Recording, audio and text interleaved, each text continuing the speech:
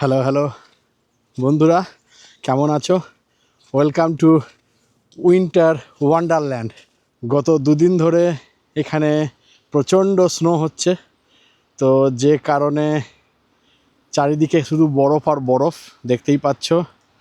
চারিদিকে শুধু বরফ আর বরফ এবং ঝকঝক করছে চারিদিক বরফের জন্য। তো আশা করি কিছু ভালো ছবি পাবো, সাথে থাকো, দেখা হচ্ছে।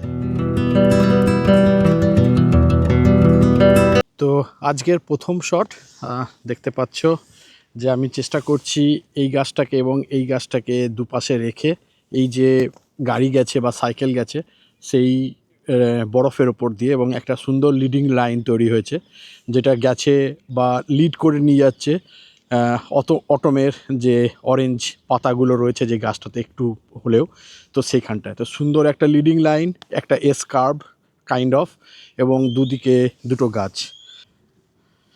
একটা কথা তোমাদেরকে বলি, বরফের ছবি তোলার সময় বা বিশেষ করে যখন ওয়েদারটা এরকম থাকে, কুয়াশা থাকে, তখন তো চেষ্টা করবে সবসময় হিস্টোগ্রামটা যতটা পারা যায় ডান দিকে বা তোমার রাইট সাইডের দিকে নিয়ে যেতে।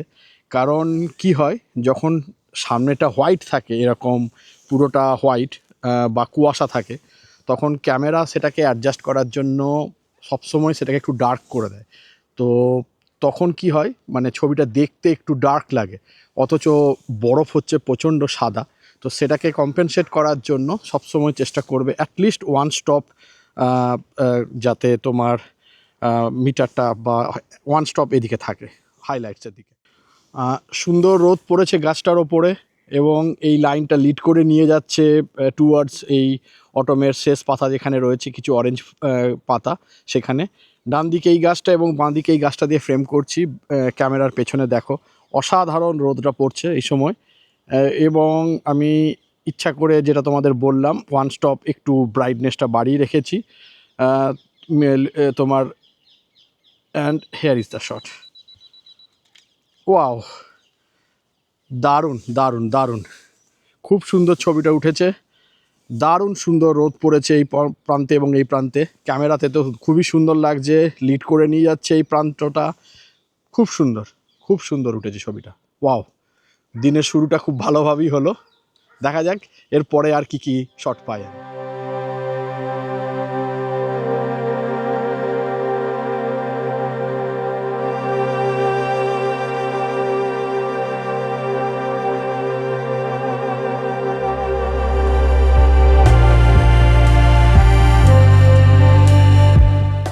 এটা আমার একটা খুব ফেভারিট লোকেশন, এর আগেও আমি এখানে অনেক ছবি তুলেছি। তো তোমাদেরকে দেখাই কম্পোজিশনটা, একটু জুম করি তাহলে বুঝতে পারবে। এইদিকে এই যে অরেঞ্জ গাছটা রয়েছে, এদিকে অরেঞ্জ গাছ রয়েছে এবং সোজা একটা সুন্দর লম্বা লাইন, দুদিকে গাছের সারি, এবং অবশ্যই বরফ পড়েছে চারিদিকটা, খুব সুন্দর দেখতে লাগছে। তো ক্যামেরার পেছনে দেখো এই আমার কম্পোজিশন একই, আমি গাছগুলোকে যতটা পেরেছি স্ট্রেট রাখার চেষ্টা করেছি এবং যাতে একে অপরের সাথে না কাট করে যায়। রোদের অপেক্ষায় রয়েছি, রোদটা পড়লে জায়গাটা একটু চকচক করবে।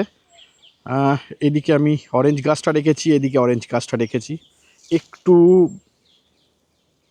ব্রিদিং স্পেস রাখার চেষ্টা করছি এদিকটায়, যাতে একটু ব্রিদিং স্পেস থাকে।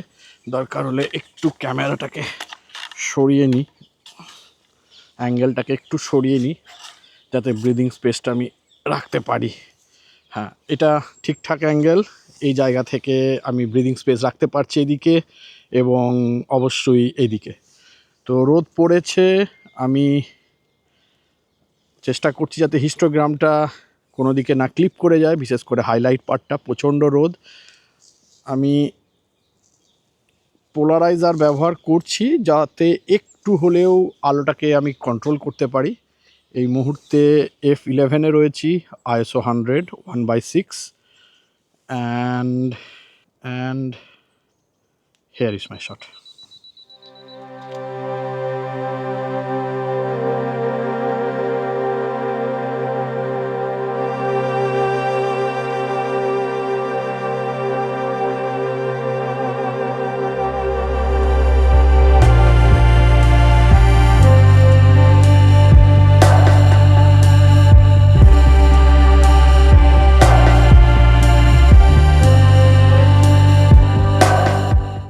শেষের দুটো শট বলতে পারো আমার এই দিনের খুবই ফেভারিট দুটো শট।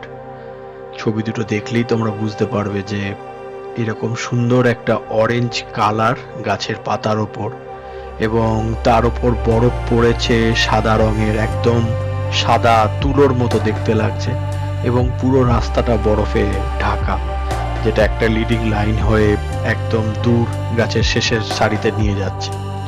এছাড়াও তুমি যদি সেকেন্ড ছবিটা তোমরা ভালো করে দেখো, একটা মানুষ গাছের একদম ওই প্রান্ত থেকে হেঁটে আসছে, যেটা অ্যাজ এ স্কেল হিসাবে আমি পোর্ট্রেট করার চেষ্টা করেছি তাকে, যে গাছের আকারগুলো কি বিশাল, এবং এই অভূতপূর্ব যে দৃশ্যটা সেই মুহূর্তে চোখের সামনে ভেসে উঠেছিল, সেটার সাথে খুবই মানানসই ওই মানুষের ফিগারটা লাগছিল। তো তোমাদের ফিডব্যাক জানিও কেমন লাগলো এই দুটো ছবি, তোমাদের বেশি ভালো লাগলো সেটা তোমরা পারলে কমেন্ট সেকশনে জানিও। তো আমার পরের শটটা দেখাই। আমি একটা শট অলরেডি নিয়েছি, সেটা হলো তোমাদেরকে দেখাই সামনেটা। ওই যে দূরে যে মানুষটা যাচ্ছে, আমি সামনে পেরিয়ে গেলেন যিনি, আমি তাকে সামনে রেখে দুদিকে এই রাস্তার দুধারে যে বরফটা পড়েছে সেটাকে নিয়ে একটা শট নিয়েছি। আমি অবশ্যই তার মুখ রিভিল করছি না, উনিও সেটা রিকোয়েস্ট করেছেন। তো আর একটা শট নিচ্ছি, আমি আর একটু এগিয়ে এসেছি, সামনে সিনটা তুমি দেখো, চারিদিকে গাছ রয়েছে সুন্দর, এবং দূরে ওই প্রান্তে আলোটা পড়ছে।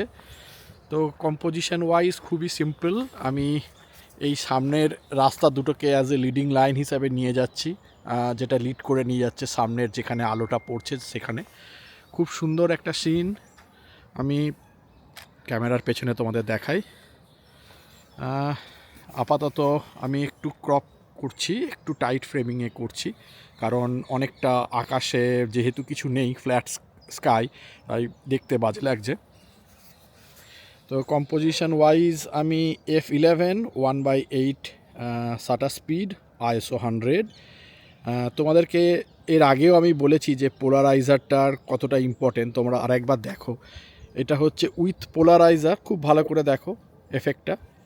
দেখো, আমি যদি পোলারাইজারটাকে বন্ধ করে দিই, মানে পোলারাইজার ইউজ না করি, তাহলে তুমি রাস্তাটা দেখো, রাস্তার সামনেটা যেখানটা তোমার আলো পড়েছে সেই দিকটা দেখো, এবং with polariser, without polariser, with polariser, without polariser. তুমি পোলারাইজার ইউজ করে যে শুধুমাত্র জলের ভেতরের জিনিস বা অবজেক্ট দেখাতে পারবে তাই নয়, তার সাথেও তুমি যে শ্যাডো বা যে গ্লেয়ার কোনো কিছুর ওপরে যখন কোনো ছায়া পড়ে, তুমি সেটাকেও কাট করতে পারবে। ডিপেন্ডস অন তোমার রিকোয়ারমেন্ট, তোমার টেস্ট অনুযায়ী তুমি কীরকমভাবে ছবিটাকে নিতে চাইছো। তো হেয়ার ইজ মাই শট, আমি চেষ্টা করছি যাতে অপটিমাল আলোটাকে ধরতে পারি, and hair is my shot.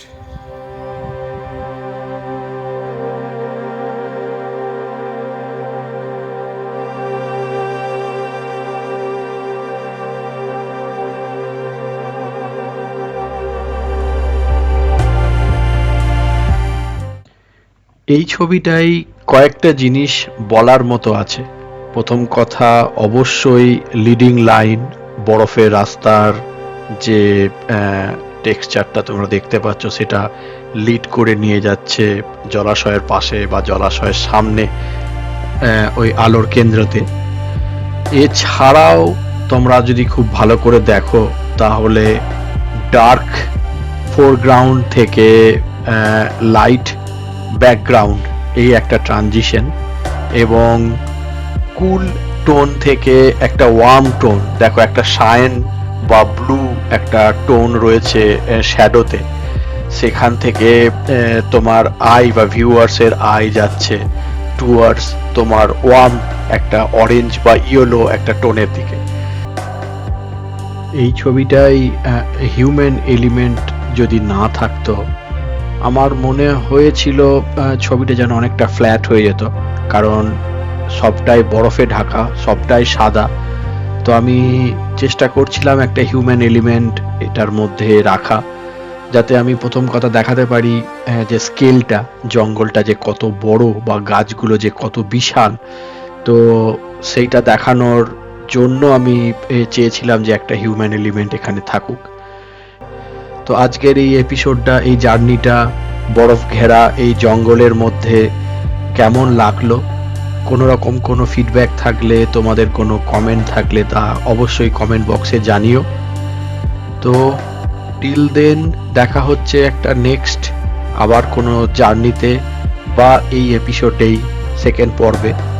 তো ভালো থেকো, সুস্থ থেকো, অ্যান্ড হ্যাপি শুটিং।